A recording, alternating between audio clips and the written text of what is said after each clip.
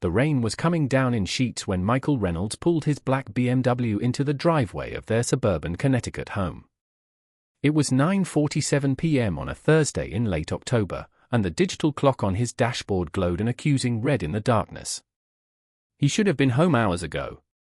Another late night at Reynolds & Pierce, the prestigious Hartford law firm where he'd made partner at 38. Another night where dinner had gone cold in the refrigerator, another night where he'd missed reading to his 8-year-old daughter, Emma, and tucking his 5-year-old son, Noah, into bed. "Yeah," Hannah said softly. "Same as always." The words hung between them. Michael suddenly realized how often they used that phrase lately. Same as always. Same routine. Same conversations. Same everything. He remembered when they used to talk for hours about nothing and everything, their dreams for the future, fears about parenthood, silly arguments about whether pineapple belonged on pizza. It did, according to Michael. It absolutely did not, according to Hannah. Now their conversations revolved around logistics: who was picking up the kids, what groceries needed buying, whose turn it was to take Noah to his soccer practice. "I should get some sleep," Hannah said, gathering her papers. "Big day tomorrow. Field trip to the Science Museum." "Right," Michael said. "I forgot." She gave him a look, not angry, not disappointed, just resigned. "It's okay. You've had a lot on your mind." He wanted to argue, to say that she was always on his mind, that their family was his priority. But the words felt hollow even to him. When had he last called her just to hear her voice during the day? When had he last planned a surprise date night? When had he last really looked at her, not just as his wife and the mother of his children, but as Hannah? "Good night," she said, brushing past him toward the stairs. "Good night," Michael replied, watching her go. He stood alone in the kitchen for a long moment, the rain still drumming against the windows. Same as always. The next morning, Michael woke to the sounds of chaos that defined their weekday mornings. Emma was arguing with Noah over who got to use the blue toothbrush, Hannah was trying to pack lunches while simultaneously searching for Noah's missing left shoe, and the coffee maker had apparently decided to stage a rebellion and refused to brew. "Babe, have you seen Noah's shoe?" Hannah called from the entryway, her voice tight with stress. "I think it's under the couch." Michael yelled back, tying his tie with one hand while scrolling through emails on his phone with the other. "Emma, stop arguing and just use the green toothbrush today." "But I like the blue one," Emma protested. "And I like not being late for work," Michael snapped. He immediately regretted it when he saw Emma's lower lip tremble. "I'm sorry, sweetie. Just, please hurry up." Hannah appeared in the doorway, Noah's shoe miraculously found. "We'll figure out the toothbrush situation tonight. Right now, we need to move." She handed Michael his thermos of coffee, black, 2 sugars, just how he liked it. "You're going to be late." I know, Michael said, grabbing his briefcase and laptop bag. "I'll drop Emma at school on my way to the office." "I can do it," Hannah offered. "No, it's fine. I need to be downtown anyway." Michael kissed Hannah quickly on the cheek, then bent to hug Emma and Noah. "Be good at the museum today. Mom will tell me all about it tonight." "Okay, Dad," Emma said, still pouting slightly about the toothbrush. "Bye, Daddy," Noah chirped, oblivious to the morning's drama. Michael was out the door in under 2 minutes, the familiar routine of rushing to work already taking over.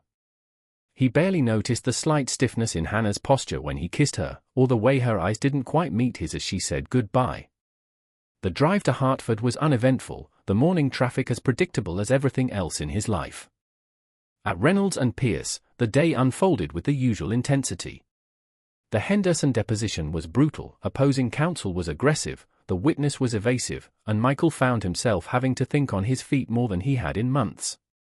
By lunchtime, he was exhausted and hungry, but when he checked his phone, he saw a text from Hannah that made his stomach drop.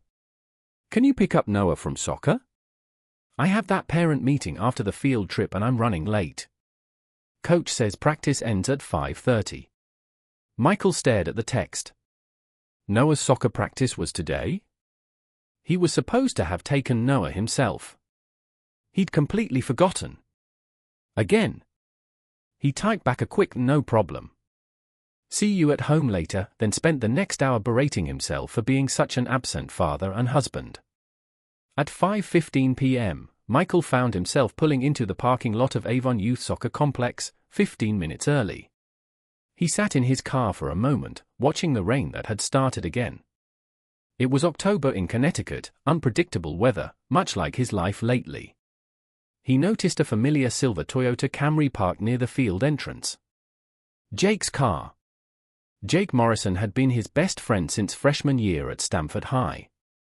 They'd roomed together at UConn, been each other's best men at their weddings, vacationed together every summer with their families. Jake was like a brother to him. Michael waved as he approached the car. Jake was inside, scrolling through his phone. When he saw Michael, he quickly put the phone away and got out, a wide smile spreading across his face. Mike! What are you doing here? I thought Hannah was picking up the troops. Hannah's stuck at a meeting. I volunteered to play taxi driver today. Michael clapped Jake on the shoulder. What about you? I thought your kids were on the other team. They are, Jake said, his smile faltering slightly. But Sarah's working late, so I said I'd grab them both. Double duty today. He gestured toward the field where Noah and two other boys were running drills under the watchful eye of Coach Reynolds, no relation. Besides, I figured I could use the fresh air. Office has been intense lately. Michael nodded sympathetically. Jake was a financial advisor at a local firm, good money, but the hours could be brutal, especially during quarter end. They stood together watching the kids practice, making small talk about work, the Red Sox a disappointing season, the rising cost of everything in Connecticut. It was comfortable, familiar. This was what friendship was supposed to feel like, easy, uncomplicated, supportive. Hey, Jake said suddenly, his voice lower. How are things at home? Really? Michael hesitated. He and Jake rarely talked about the deeper stuff anymore, not since they'd both become fathers and the demands of career and family had taken over. You know. Same as always. Busy. Hannah's great with the kids, but I feel like I'm barely present. Like I'm missing out on everything that matters. Jake nodded thoughtfully. I get that. Sarah and I have been talking about maybe taking a weekend away, just us. No kids, no work. Reconnect, you know. Michael felt a pang of something, the jealousy? Longing? He couldn't remember the last time he and Hannah had taken a weekend away. Their last vacation had been a family trip to Disney World 2 years ago, and even that had been filled with stress and exhaustion. Yeah, Michael said quietly. That sounds nice. The whistle blew, signaling the end of practice. Kids swarmed off the field, laughing and shouting. Noah spotted Michael and ran over, cleats squelching in the mud. Dad! You came! Noah threw his arms around Michael's waist, his face flushed with excitement. We won our scrimmage.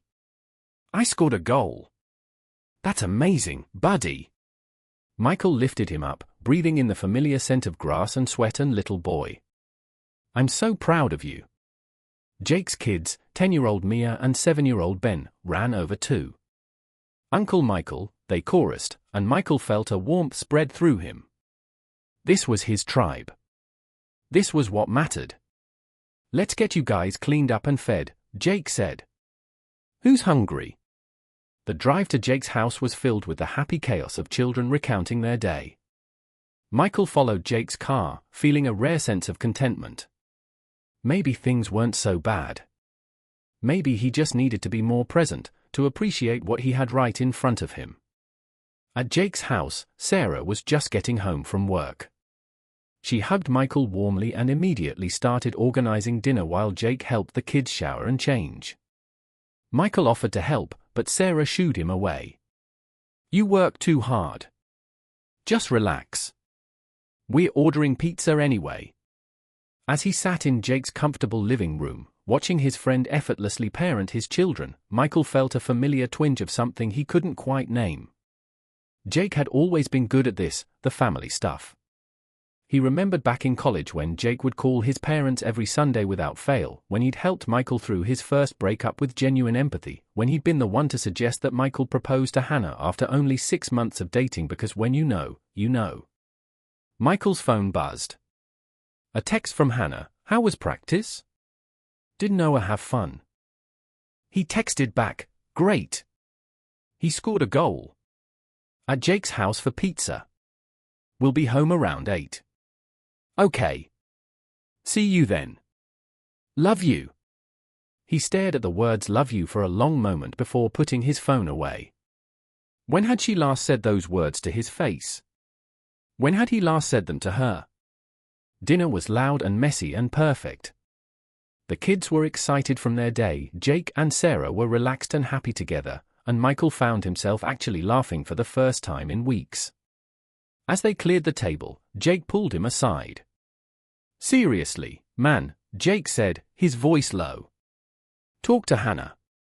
Tell her how you're feeling. Don't let the daily grind steal what you have. Sarah and I almost lost it a couple years back when I was working 80-hour weeks. We had to fight for us. Michael nodded, touched by his friend's concern. I will. I promise. Good. Jake clapped him on the back. Because you two are my favorite couple. Always have been. The words warmed Michael, but they also made him feel guilty. He wasn't being the husband Hannah deserved. He needed to do better. When he got home at 8:15 p.m., the house was quiet. Hannah was already in bed, the lamp on her nightstand casting a soft glow. She looked up when he entered the bedroom. Hey, she said softly. How was Noah's practice? Great. He scored a goal. We ended up at Jake's for pizza. Michael started unbuttoning his shirt. He's asleep in the car. I'll carry him up. No, I got him, Hannah said, getting out of bed. You look exhausted. He watched her go downstairs, her movements graceful even after a long day. She came back a few minutes later, Noah asleep in her arms, his little face peaceful. Michael's heart swelled with love and regret. Hannah, he said when she returned. Can we talk? She paused, then nodded. Okay. They sat on the edge of the bed, the space between them feeling larger than it should have. I know I haven't been present lately, Michael began. Work has been crazy, but that's no excuse. I miss us. I miss talking to you, really talking. I miss date nights. I miss feeling like we're a team. Hannah was quiet for a long moment. I miss that too. Jake and Sarah are planning a weekend away. Just them. No kids, no work. I think we should do that. Soon. Hannah looked at him, and for the first time in months, Michael saw something in her eyes. Was it hope? Sadness? He couldn't tell. That sounds nice, she said finally. But Michael, weekends away cost money.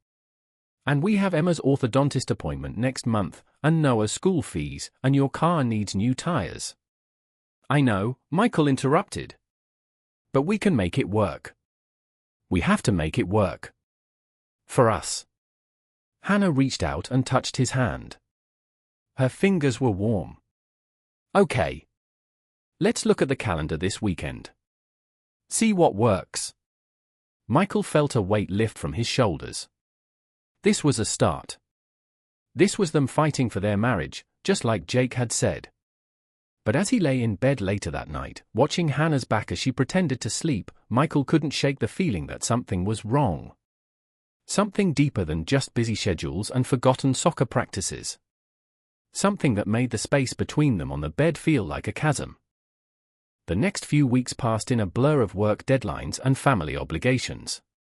Michael tried to be more present. He made it to Emma's parent-teacher conference, helped Noah with his science project on volcanoes, and even managed to cook dinner 2 nights in a row. The pasta was slightly overcooked, but Hannah smiled and said it was delicious. He brought Hannah flowers one Friday evening, just because. She seemed touched, but there was still that distance in her eyes, that careful politeness in her touch. Hannah mentioned several times that she needed to go in early or stay late at school for meetings or grading. Michael didn't question it. Teaching was demanding, especially in the fall when curriculum planning was intense. He trusted her. He trusted Jake. He trusted the life they'd built together. Then came the Friday before Halloween. Michael had a rare light day at the office. A court date had been postponed, and he found himself with an unexpected free afternoon. He decided to surprise Hannah by picking her up from school early and taking her to lunch at their favorite Italian place in Avon, the one where they'd celebrated their engagement 20 years ago. He left the office at 1:30 p.m., feeling uncharacteristically light. The autumn leaves were brilliant red and gold against the clear blue sky, and for the first time in months, Michael felt hopeful about his marriage. He turned off his phone's work notifications. This was about Hannah, not Henderson case or any other legal drama. When he pulled into the parking lot of Oakwood Elementary at 2:15 p.m., the school was quiet. Most teachers would be in their classrooms preparing for the next day or grading papers. Michael went to the main office first, where Mrs. Wilson, the friendly secretary who'd been there since before Emma was born, greeted him. "Michael! What a nice surprise. Hannah's not in her classroom today. She called in sick this morning." Michael frowned. "She's sick? She didn't mention anything this morning." Mrs. Wilson looked concerned. "Oh dear. She sounded really under the weather when she called. Said she had a migraine and wouldn't be able to make it in." That didn't make sense. Michael had made coffee for Hannah that morning, watched her pack Noah's lunch, seen her help Emma with her spelling words. She'd seemed perfectly fine, tired, maybe, but not sick. In fact, she'd mentioned looking forward to the school's Halloween party planning meeting that afternoon. "Did she say where she was going?" "Home," Michael asked. Mrs. Wilson shook her head. "Just that she needed to rest. You might want to check at home." "Thanks, Mrs. Wilson." Michael felt a prickle of unease as he walked back to his car. He called Hannah's cell phone. It went straight to voicemail. He tried again. Same thing. He called the house phone. No answer. A cold dread began to creep through him. Hannah never turned off her phone. Never. She was the kind of person who answered texts in the middle of the night if a student's parent had a concern. Where was she? He drove home slowly, his mind racing. Maybe she really was sick. Maybe she'd gone to urgent care. But why turn off her phone? Why not tell him she was sick this morning? The house was dark when he arrived. No car in the driveway. He let himself in and called out. No answer. He checked the bedroom. The bed was made, just as they'd left it that morning. No signs of illness. No tissues, no medicine bottles, no evidence that anyone had been home all day. Michael stood in the living room, feeling completely lost. His phone buzzed with a work email, but he ignored it. Where was Hannah? And why had she lied about being sick? Then he remembered something. Earlier that week, Hannah had mentioned that Jake was having car trouble. His Toyota was in the shop, and he was borrowing his brother's old pickup truck. Michael had seen it parked at Jake's house last weekend, a beat-up blue Ford F-150 that looked like it had survived several wars. On impulse, Michael got back in his car and drove to Jake's office in West Hartford. It was a risk. What if Jake was in a meeting? What if he saw Michael and wondered why he was there? But Michael needed to know. He needed to understand what was happening. He parked down the street from Jake's office building and waited. 20 minutes passed. Then 30. Just as he was about to give up and drive to the urgent care center, he saw it, the beat-up blue pickup truck pulling into the parking lot. Jake got out, looking tired but otherwise normal. And then, from the passenger side, Hannah stepped out. Michael's world stopped. He watched, frozen, as Jake and Hannah stood by the truck.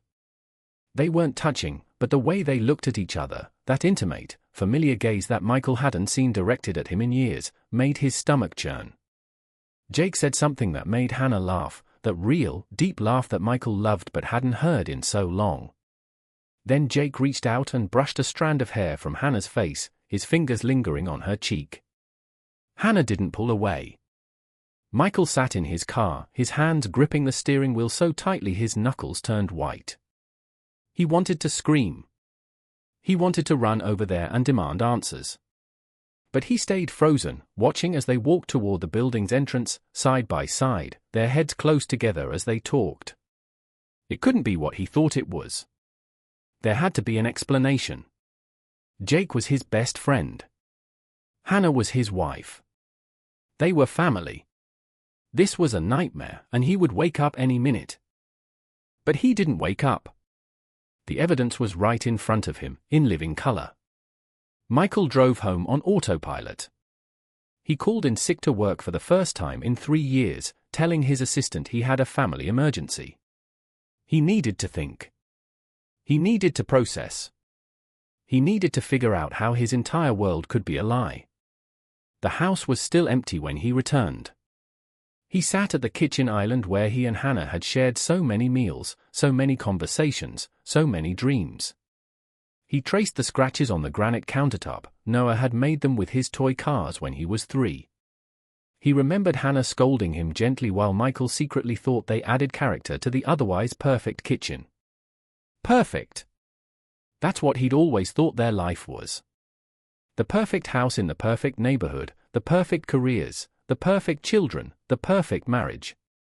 But perfection was an illusion, a carefully constructed facade. And now it was crumbling beneath his feet. He found himself going through Hannah's things, something he'd never done before. He felt like a criminal, but he needed proof. He needed to know how long this had been going on. In her nightstand drawer, beneath her jewelry box, he found a small notebook. It wasn't her usual planner. This was private, personal. With trembling hands, Michael opened it. The entry stopped 2 years ago, but they were damning. May 15th, I can't stop thinking about him. I know it's wrong, but when he looks at me like that, I feel alive again. Michael hasn't looked at me like that in years. June 3rd, Jake kissed me today. I should have pulled away. I wanted to. But I didn't. God help me, I didn't. July 20th, 2 months. I'm living a lie. I love Michael. I do. But I'm not in love with him anymore. Is that possible? Can you love someone but not be in love with them? September 1st, told Jake we can't see each other anymore. For the kids' sake. For Michael's sake.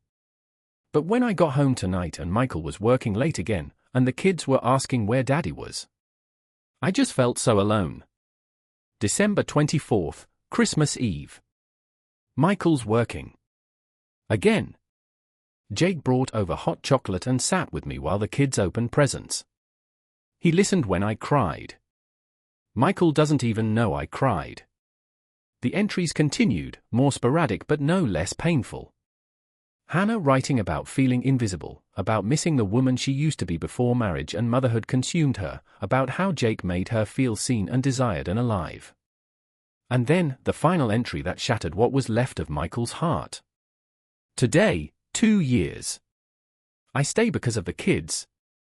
I stay because Michael provides the life they deserve. I stay because divorce would destroy them. But I don't stay because I want to be married to him. I stay because it's the right thing to do. Michael closed the notebook, his vision blurred with tears. 2 years. For 2 years, his wife had been living a double life.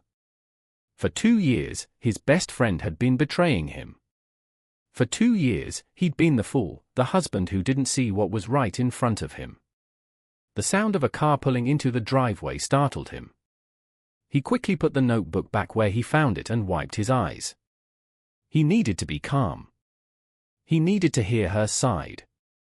He needed to know why. Hannah came through the front door, still wearing the clothes she'd had on that morning. Her smile faded when she saw him sitting at the kitchen island. "Michael? What are you doing home?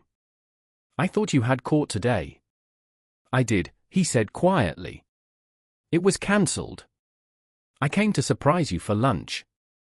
Mrs. Wilson said you called in sick." Hannah's face went pale. "Oh. Right. I wasn't feeling well. I went to urgent care. My phone died." "Liar."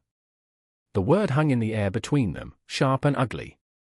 Hannah flinched. "What? You weren't at urgent care. You were with Jake."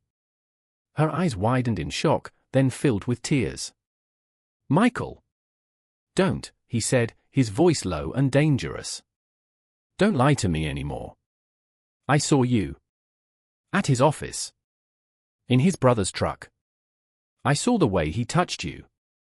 I saw the way you looked at him." Hannah sank into the chair across from him, her shoulders slumping. The fight went out of her. "How long have you known?" "Today. But I should have known years ago. I should have seen it coming." "It's not what you think," Hannah whispered. "No?" 2 years, Hannah. 2 years of lies. 2 years of me thinking I had the perfect marriage while you were sleeping with my best friend." "It wasn't just that," Hannah said, her voice breaking. "It was everything. You were never there, Michael." "Not really. You were physically present sometimes, but your mind was always at work, always on the next case, the next promotion. I became just another responsibility on your to-do list." "That's not fair," Michael said. "I work hard to provide for this family. For you and the kids. And I appreciate that," Hannah said. "I do. But I needed a husband, Michael. Not just a provider. I needed someone who saw me, who listened to me, who made me feel like I mattered beyond being Emma and Noah's mother." "So you turned to Jake." "He was there," Hannah said simply. "When you were working late, he was helping me with Noah's science project. When you missed Emma's dance recital because of a deposition, he was in the audience filming it for me. When I was up at 3 a.m. with a sick child and called you, you were in deposition prep and couldn't talk. Jake came over with chicken soup and sat with me until dawn."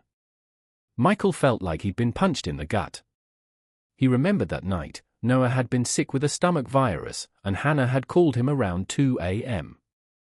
He'd been preparing for a crucial deposition in a high-profile case, and he'd told her he'd be home as soon as he could, which wasn't until 7 a.m.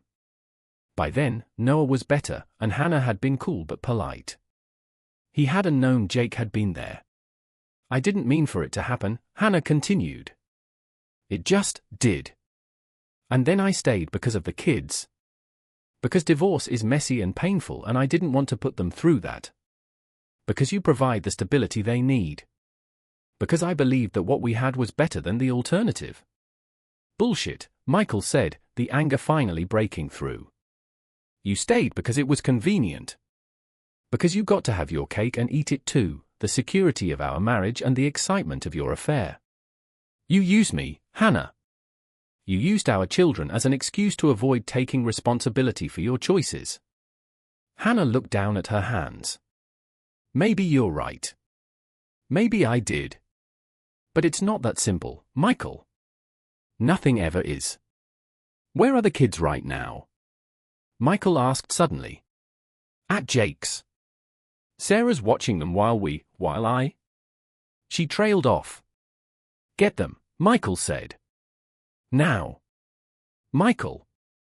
Get our children away from that man. Now." Hannah nodded silently and went to call Sarah. Michael listened as she made excuses about a family emergency, about needing to pick up the kids early. He watched her pack an overnight wear Emma and Noah's things, her movements efficient but shaky. When she returned from Jake's house 20 minutes later, the kids were confused but happy to see their father. He took them upstairs to play in their room, needing a moment alone with Hannah. "Are you going to tell Jake?" Hannah asked when they were back in the kitchen. "Yes," Michael said. "He deserves to know that his best friend knows what he's been doing. Please don't make a scene," Hannah pleaded. For the kid's sake. The kid's sake. Michael laughed, a harsh, bitter sound. You lost the right to talk about the kid's sake the moment you started lying to me 2 years ago. The moment you chose him over us. I never chose him over the kids, Hannah said fiercely. I stayed for them. You stayed for yourself, Michael corrected. You stayed because facing the consequences of your actions was too hard. Because admitting that our marriage was broken would have meant having to fix it or leave it, and you didn't have the courage to do either. Hannah was silent. The truth of his words hung between them. What now? She finally asked. Now, Michael said, I need time. I'm taking the kids to a hotel tonight. I can't be in this house right now, surrounded by all our lies. We'll figure out the legal stuff later. But first, I need to figure out how to tell my children that their mother betrayed their father, and their uncle betrayed their father, and the family they thought they had was a lie. You can't tell them that, Hannah said, horrified. They're just children. I won't tell them the details, Michael said. But they deserve the truth. They deserve to know why their parents aren't together anymore. They deserve better than lies. He packed a bag for himself and the kids, his movements mechanical. Emma and Noah watched him silently, sensing the tension but too young to understand it. When they were ready to go, Hannah reached out to hug Noah. No, Michael said gently but firmly. Not tonight. Hannah's hand dropped to her side. Where will you go? The Marriott in Avon. I'll call my lawyer tomorrow. As he drove away from the house he'd called home for 15 years, Michael looked in the rearview mirror. Hannah stood on the porch, a small figure in the gathering dusk, watching them go. He wondered if she was crying. He wondered if she even cared. Emma was quiet in the back seat, holding Noah's hand. Daddy, she said finally. Are we coming back? Michael's throat tightened. I don't know, sweetheart. Not tonight. Why? Because sometimes grown-ups need time to figure things out. Noah piped up.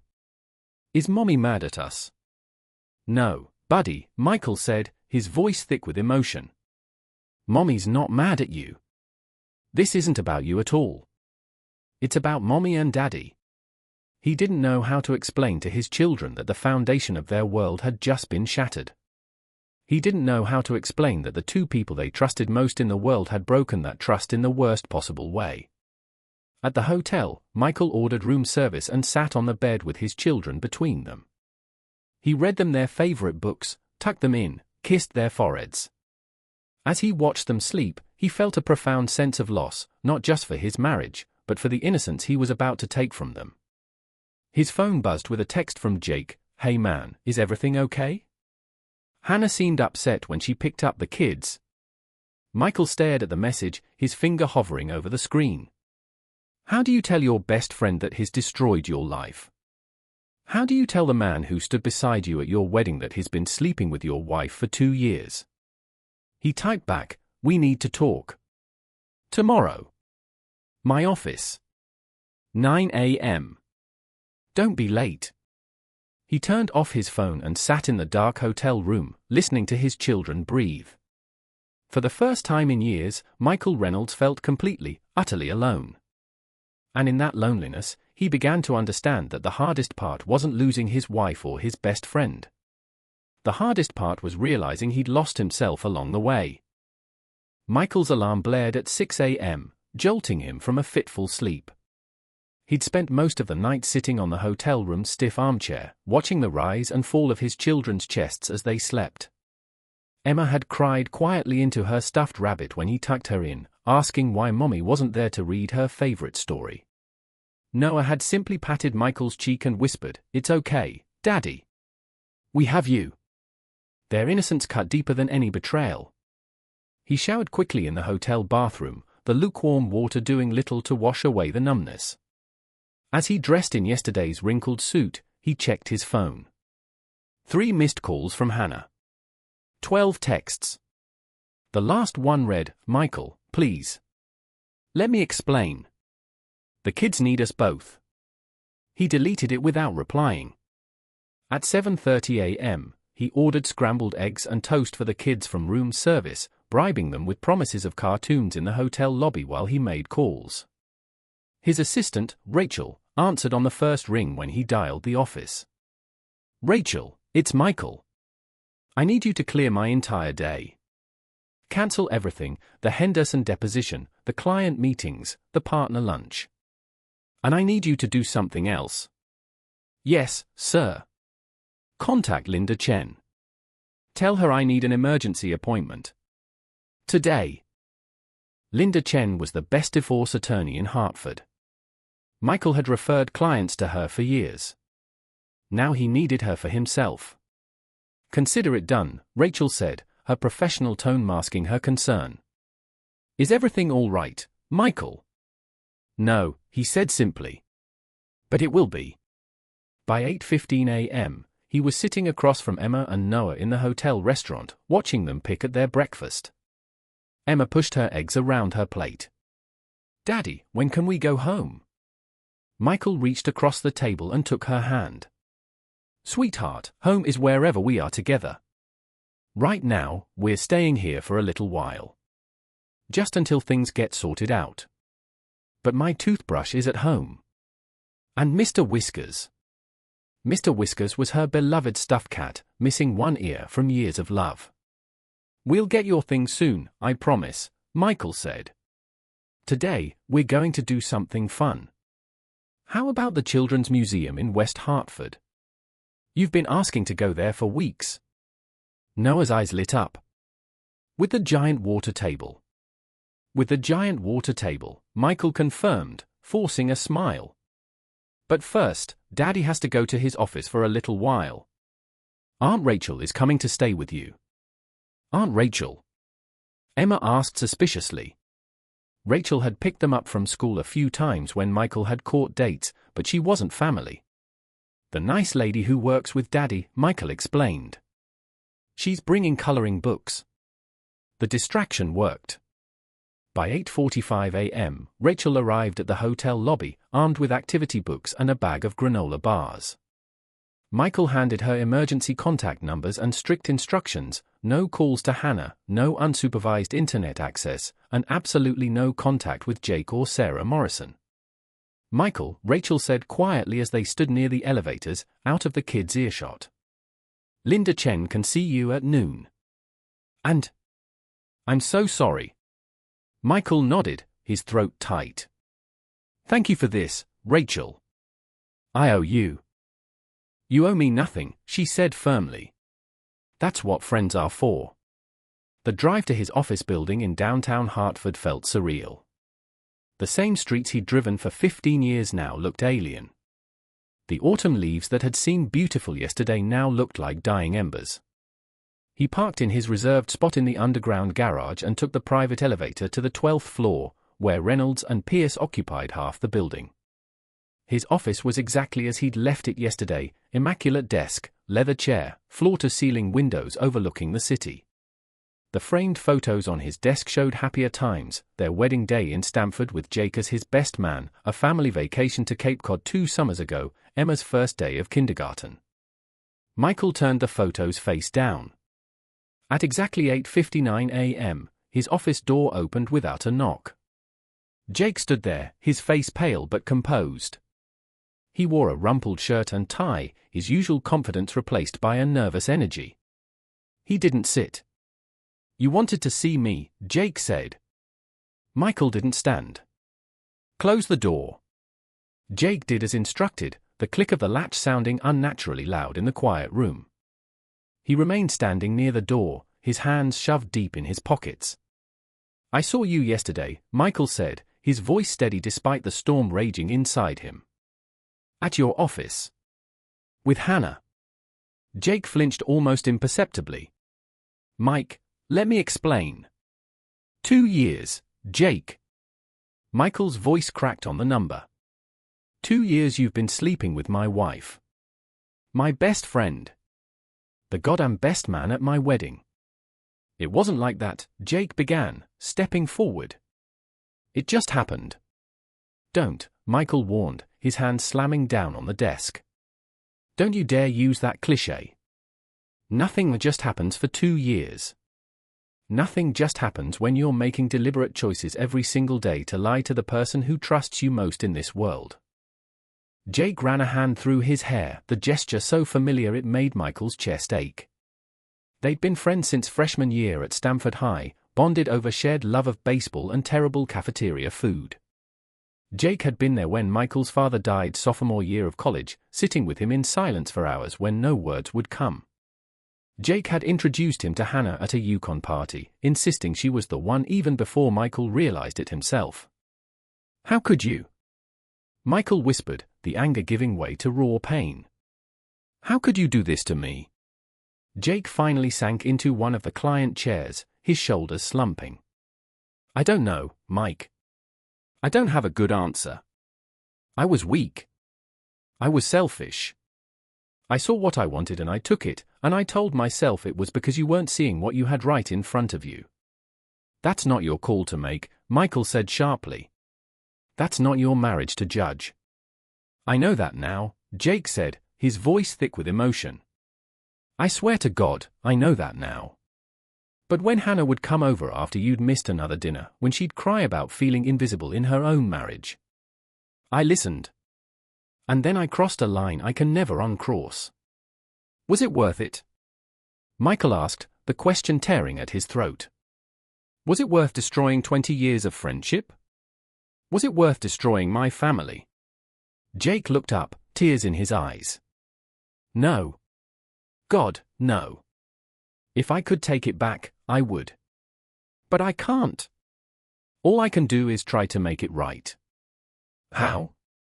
Michael challenged. "How do you make this right? How do you look my children in the eye knowing you betrayed their father? How do you face Sarah knowing you did this to her best friend?" Sarah. Michael hadn't even considered how this would affect Jake's wife. They'd been friends for nearly as long as he and Hannah. Sarah had helped plan Hannah's baby shower for Emma, had stayed with Noah when Michael had to attend a last-minute trial. The web of betrayal was wider than he'd realized. "I don't know," Jake admitted. "I haven't told Sarah yet. I was going to, after things settled with you and Hannah." "After what?" Michael asked bitterly. "After you got away with it?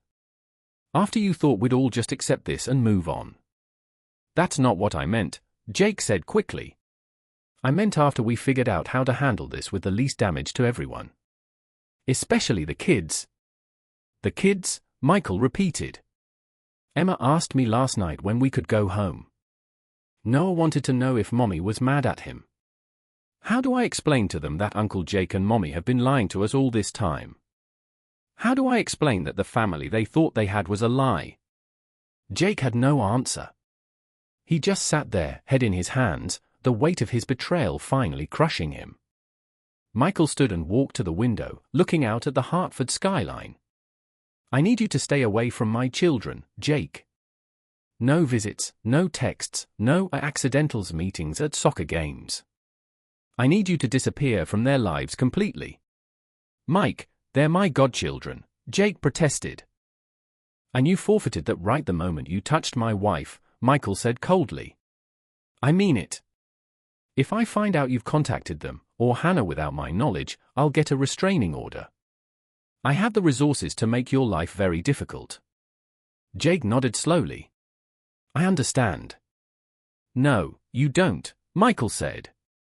"You don't understand what it's like to look at your children and see your own betrayal reflected in their confused eyes. You don't understand what it's like to realize that every happy memory you have of the last 2 years was built on a foundation of lies." The office door opened abruptly, and Rachel stuck her head in. "Michael, Linda Chen is here. She says it's urgent." Michael turned back to Jake. "Our friendship is over, Jake. 20 years, gone in an instant. Don't contact me again unless it's through my attorney." Jake stood, his face ashen. "I'm sorry, Mike. More sorry than you'll ever know." Michael didn't respond. He simply watched as his former best friend walked out of his office, out of his life, and into the elevator that would take him away forever. Linda Chen didn't waste time on pleasantries when she entered. At 55, she was one of the most formidable divorce attorneys in Connecticut, known for her razor-sharp mind and no-nonsense approach. She'd handled high-profile cases for CEOs, celebrities, and politicians, but she treated Michael with the same professional courtesy she'd shown when he'd referred clients to her. "I've already filed for emergency temporary custody," Linda said, placing a thick folder on Michael's desk. "Given the circumstances, the court will likely grant it. We need to get your children out of that house immediately." "It's not just about the kids," Michael said. "It's about the financial deception too. Hannah has been lying about her whereabouts for 2 years. I need to know what else she's been hiding." Linda nodded. "We'll freeze all joint accounts today. Change the passwords on everything: email, social media, financial accounts. I've already contacted a forensic accountant who can track any unusual transactions over the past 2 years." Michael felt a surge of gratitude for her efficiency. This was why he'd chosen her. She didn't do sympathy, she did solutions. "The biggest issue will be the house," Linda continued. "It's in both your names, but given the circumstances, we can argue for exclusive occupancy during proceedings. Connecticut is an equitable distribution state, not community property, which works in your favor since you were the primary earner." "What about Hannah's teaching salary?" Michael asked. "Can she afford to stay in the house?" "Probably not without your support," Linda said bluntly. "But that's something we'll negotiate." "My advice? Don't agree to anything today. Let the court decide temporary arrangements, then we can work on a settlement."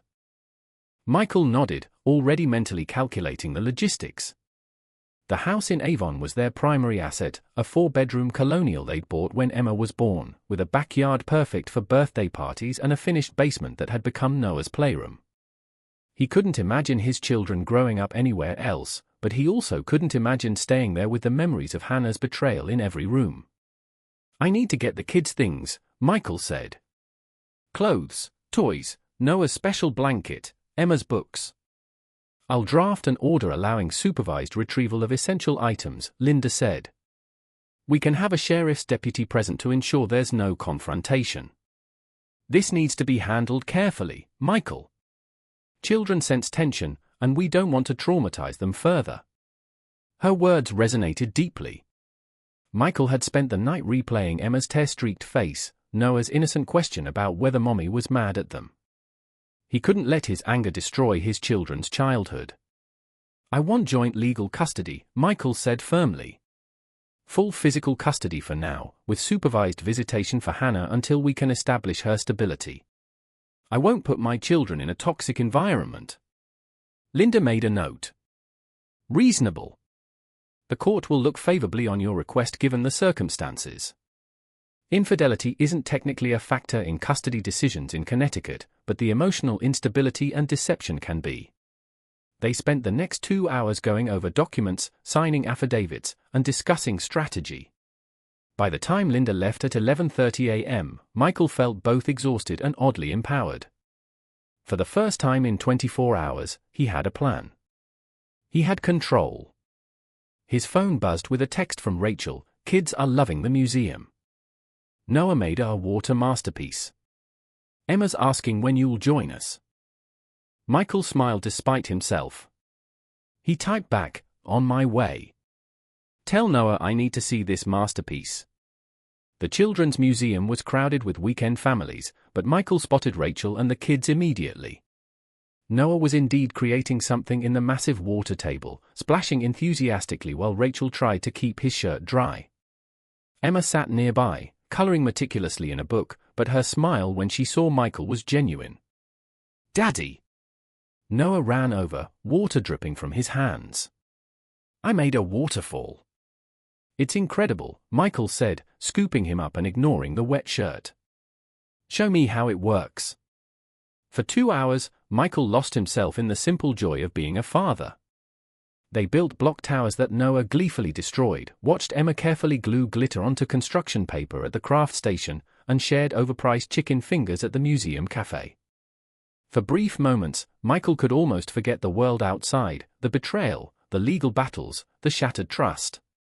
Here, with his children laughing and creating, he was just Daddy. But reality crept back in when Emma asked quietly as they were leaving, "Daddy, is Mommy coming to Noah's birthday party next week?" Michael's heart clenched. Noah's 5th birthday was in 6 days. They'd planned a superhero-themed party at their house, with Hannah's famous chocolate cake and all of Noah's kindergarten friends invited. Michael had already ordered the decorations. "I don't know, sweetheart," Michael said honestly. "We might need to change the plans a little." "Why?" Noah asked, his lower lip starting to tremble. "Because sometimes grown-ups need to figure things out," Michael repeated the phrase he'd used last night. "But your birthday is still going to be special. I promise." The drive back to the hotel was quiet. Emma fell asleep in the back seat, her head resting against the window. Noah played with a small action figure Michael had bought him at the museum gift shop. Michael's phone rang just as they pulled into the hotel parking lot. It was Hannah. He let it go to voicemail. "Michael, please," her voice pleaded when he listened to the message later. "The kids need their things. They need their beds. They need stability. I know I messed up. I know I hurt you. But please don't punish them for my mistakes." Her words stung because they were true. The children didn't choose this. They didn't deserve to be pawns in their parents' war. Michael texted Linda, "Need to arrange supervised item retrieval from the house. When can we do it?" Linda replied instantly, "Tomorrow morning at 10 a.m. I'll have the order ready. Bring only what's essential for now."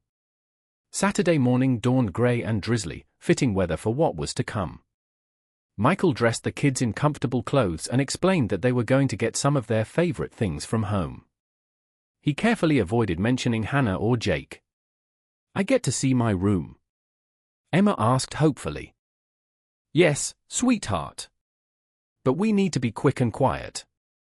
Like ninjas." Noah loved the ninja analogy. "Ninja quiet," he whispered dramatically the entire drive to Avon. 2 sheriff's deputies met them at the house, along with Linda. Hannah's car wasn't in the driveway, which Michael was grateful for. He didn't think he could face her in front of the children. Inside, the house smelled exactly the same: Hannah's lavender air freshener, the faint scent of coffee from the morning's pot, the familiar creak of the hardwood floors. Michael felt a wave of nausea as he walked through the front door. Every room held memories that now felt poisoned. "Stay with me," Michael told the kids firmly. "We're only getting essential items. Clothes, pajamas, favorite toys, toothbrushes. No playing, no exploring." "Okay?" Emma nodded solemnly. Noah still whispered, "Ninja quiet." They moved efficiently. Michael packed suitcases for each child while Rachel helped them gather their most cherished possessions. Emma chose Mr. Whiskers, her favorite chapter books, and the photo album of their Disney World trip. Noah insisted on his entire collection of Thomas the Tank Engine trains, his special blanket that smelled like home, and the framed drawing he'd made for Michael on Father's Day. Michael found himself drawn to their bedroom. The king-sized bed where he and Hannah had slept for 15 years looked too big, too empty. He opened the closet and packed a few of his own essentials: suits, underwear, his running shoes. He paused at Hannah's side of the closet, then deliberately turned away. This wasn't about her anymore. In the master bathroom, he saw their toothbrushes side by side in the holder, his blue one, her pink one. He took his, leaving hers behind. The symbolism wasn't lost on him. Downstairs, Hannah's piano sat silent in the living room corner. She'd played since childhood, teaching Emma to plink out simple tunes. Michael closed the lid gently, as if putting the instrument, and that part of their life, to rest. 45 minutes later, they were back in the cars, the deputies watching as they pulled away. Michael glanced in the rearview mirror one last time. The house looked exactly the same as it always had: white colonial with black shutters, pumpkins on the porch for Halloween, the American flag they flew on holidays still hanging by the front door. But it wasn't home anymore. Not really. Sunday was a blur of legal paperwork and attempts at normalcy. Michael took the kids to church, something they hadn't done in months, where the pastor pulled him aside after the service. "Michael, I heard," Pastor Dave said quietly, his hand on Michael's shoulder. "The church family is here for you. For all of you." Michael's eyes filled with tears. He hadn't realized how much he needed that simple human connection, that reminder that he wasn't alone. "Thank you," he managed. I don't know what to tell the kids." "Tell them the truth," Pastor Dave advised. Age-appropriate truth. Tell them that sometimes adults make mistakes, but God's love never fails. Tell them that they are loved unconditionally by both their parents, even when those parents can't be together. The advice resonated. That evening, after tucking the kids into the hotel beds, Emma in one double bed, Noah in the other, Michael sat on the edge of Emma's bed. "Sweetheart," he began gently, "I need to talk to you about something important." Emma's eyes widened. "Is it about Mommy?" "Yes." Michael took a deep breath. "Mommy and we're having some grown-up problems. We've decided that it's best if we don't live together anymore." Noah sat up in his bed. "Like Tommy's mommy and daddy?" "Kind of like that," Michael said. "But this doesn't mean we love you any less. You'll always be my most important people. And you'll always be Mommy's most important people too." "Will we see Mommy?" Emma asked, her voice small. "Yes," Michael said firmly. "You'll see Mommy regularly. We're working out a schedule so you can spend time with her. And you'll always be able to call her or text her when you want to talk." "What about Uncle Jake?" Noah asked suddenly. "Will we see him?" Michael's heart stopped. How much had the children overheard? How much did they suspect?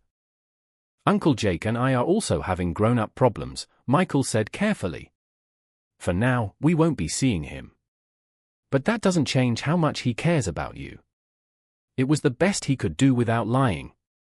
The truth about Jake would come later, when they were older and could understand the complexities of adult relationships. "Okay," Noah said simply, already yawning. "Can you read the dinosaur book?" Michael read until both children were asleep, their breathing slow and steady.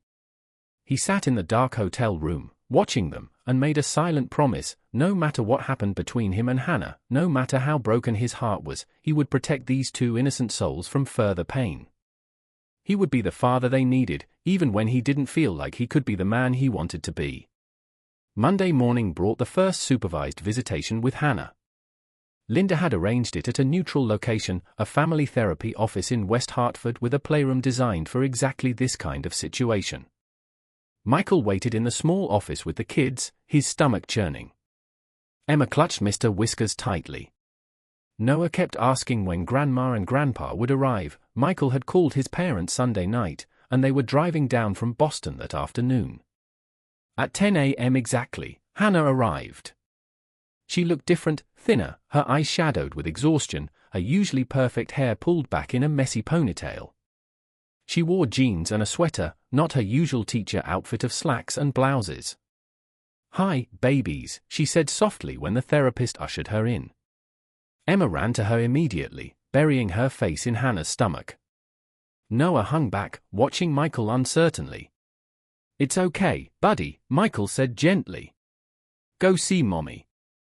Noah approached slowly, then threw his arms around Hannah's legs. She sank to her knees, hugging them both tightly, tears streaming down her face. "I missed you so much," she whispered, her voice breaking. Michael stood awkwardly to the side, watching the reunion. He should have felt anger, betrayal, pain. And he did. But he also felt a profound sadness for the family they'd lost, for the trust that was broken beyond repair, for the woman he'd loved for 20 years who was now a stranger holding his children. The therapist, Dr. Amanda Rivera, guided them through the session with gentle professionalism. She had the kids draw pictures of their feelings while she spoke quietly with Michael and Hannah about establishing routines and communication protocols. Children need consistency, Dr. Rivera explained. They need to know what to expect. We'll work on a schedule that gives them stability while allowing both parents meaningful time. Hannah nodded tearfully. I just want what's best for them. Michael wanted to believe her.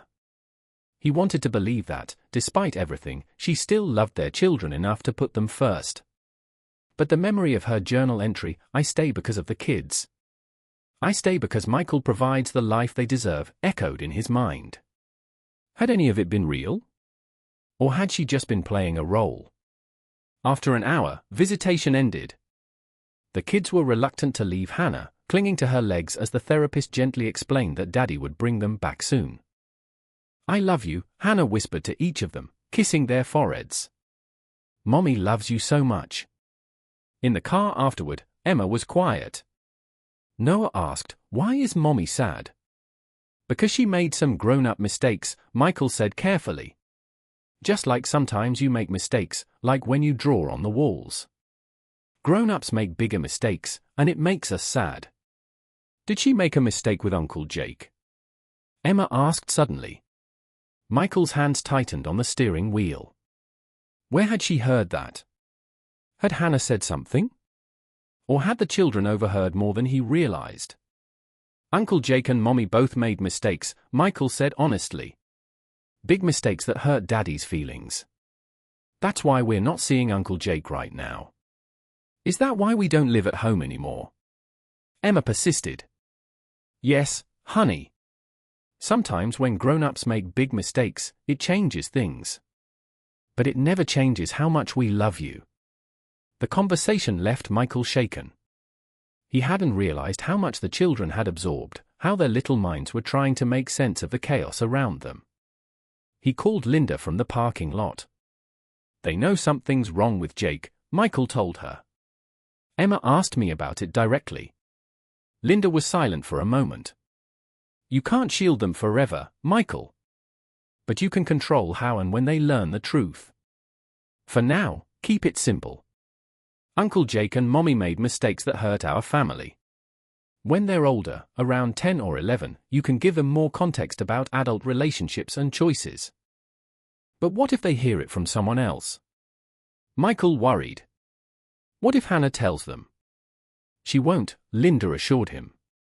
The custody agreement will include provisions about not discussing the details of the separation with the children or disparaging the other parent. If she violates it, it could affect her visitation rights.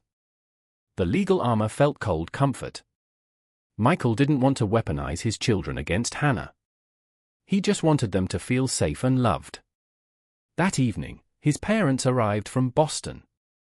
His mother, Eleanor, immediately took charge of the kids, unpacking the suitcase she'd brought filled with their favorite snacks and toys. His father, Robert, pulled Michael aside. "We're here for you, son," Robert said, his voice thick with emotion. "Whatever you need." Michael broke down then, in his father's arms, sobbing like he hadn't since he was a child. All the pain, the betrayal, the fear for his children, it poured out of him in great, heaving waves. "I don't know how to do this, Dad," Michael admitted when he could finally speak. "I don't know how to be a single father. I don't know how to trust anyone again." "You don't have to know everything right now," Robert said gently. "Just take it one day at a time. 1 hour at a time if you have to. And remember, you're not alone. Your mother and I are here. We'll help with the kids whenever you need us." Eleanor joined them, wiping tears from her own eyes. "That woman hurt you, Michael. But she didn't break you. You're stronger than you think." Their presence was exactly what Michael needed. For the first time since Friday, he felt like he could breathe.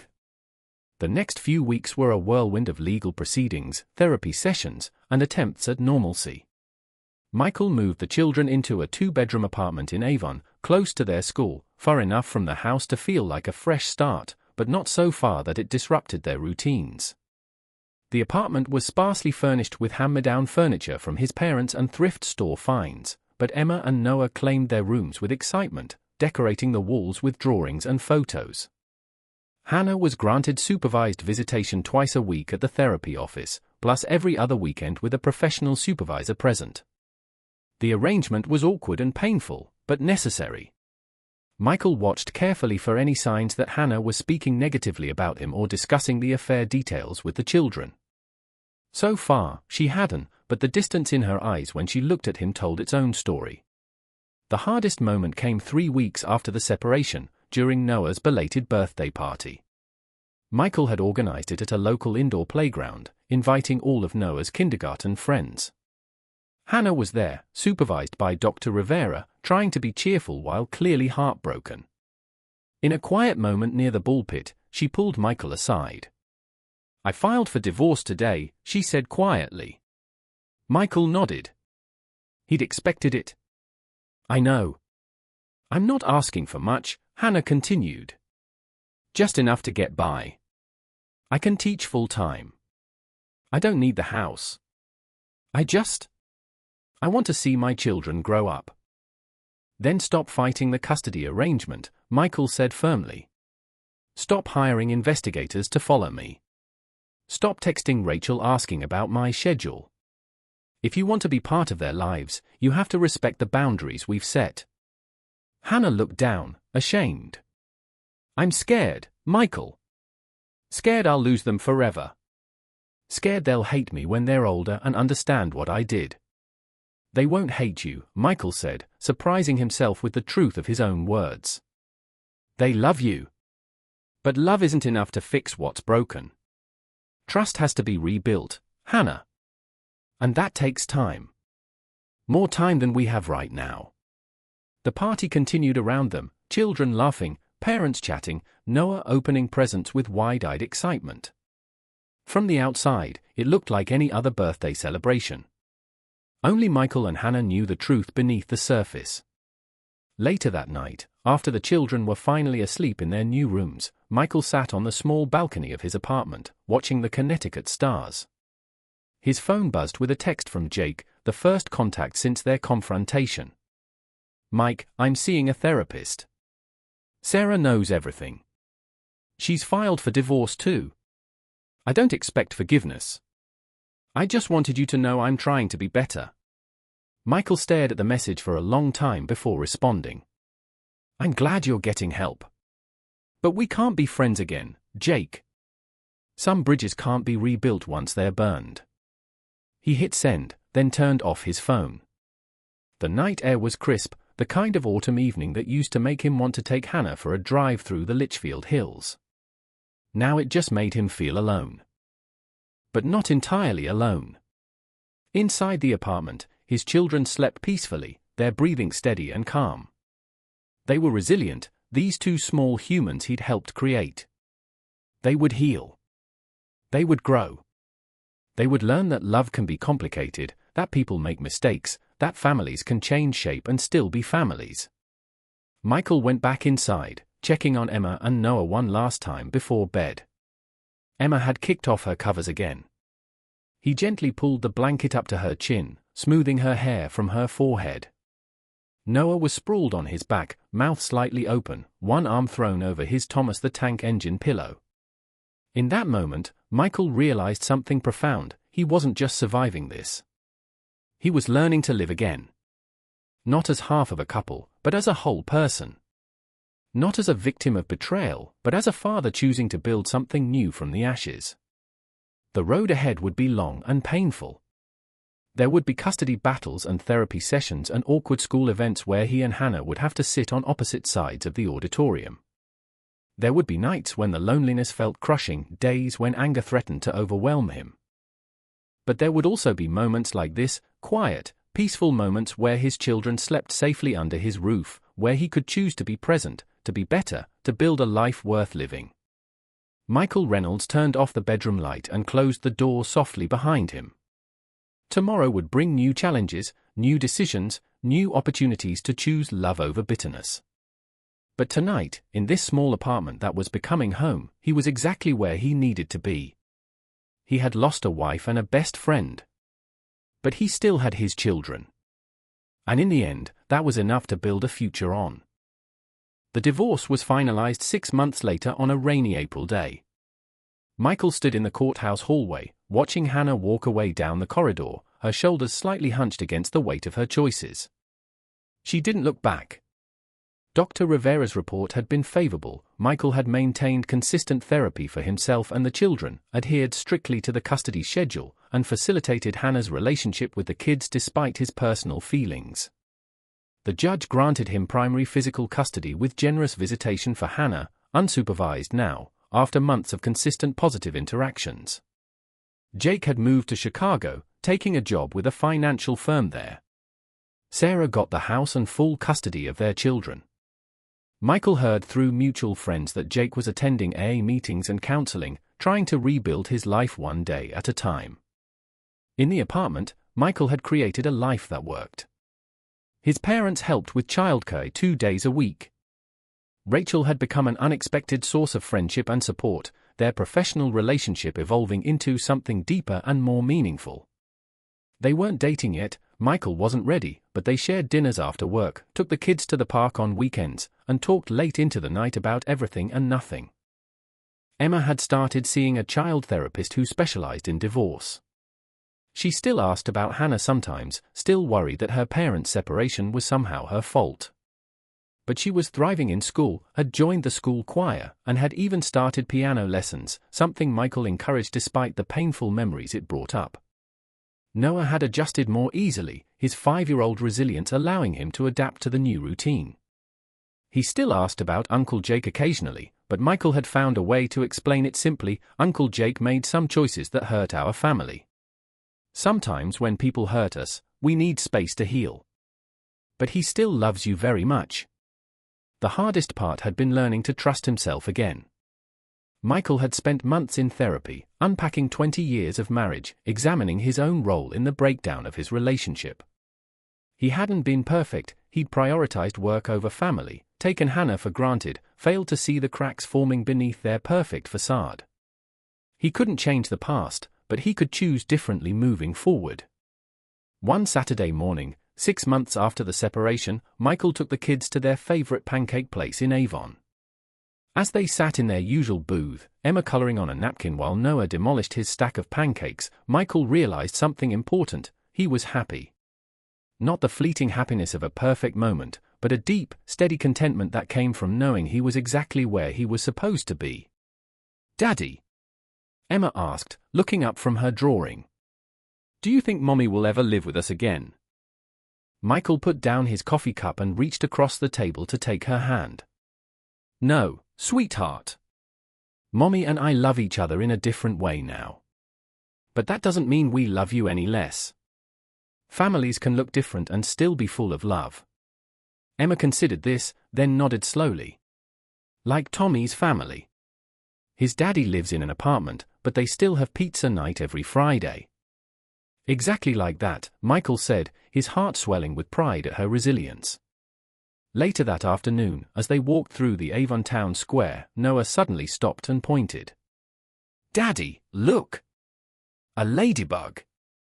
Michael watched as his son carefully picked up the tiny red insect and held it in his cupped hands. "Make a wish," Noah whispered before releasing it into the air. "What did you wish for?" Michael asked as they continued walking. Noah grinned up at him. "I wished for more days like this. With you." Michael's eyes filled with tears.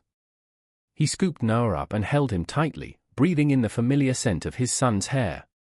Emma took his free hand, and they walked back to the car together, 3 people bound by love, by loss, by the promise of a future built on truth rather than lies. That night, after tucking the children in, Michael sat on his small balcony again. The divorce papers were filed away in a drawer. The pain of betrayal still lingered, but it no longer defined him. He had learned that trust, once broken, could be rebuilt, not with the same person, perhaps, but within himself. He had learned that love wasn't about possession or perfection, but about showing up, day after day, even when it hurt. He had learned that the most important promises weren't the ones made in wedding vows, but the ones made in quiet moments, promises to be present, to listen, to choose love even when it was hard.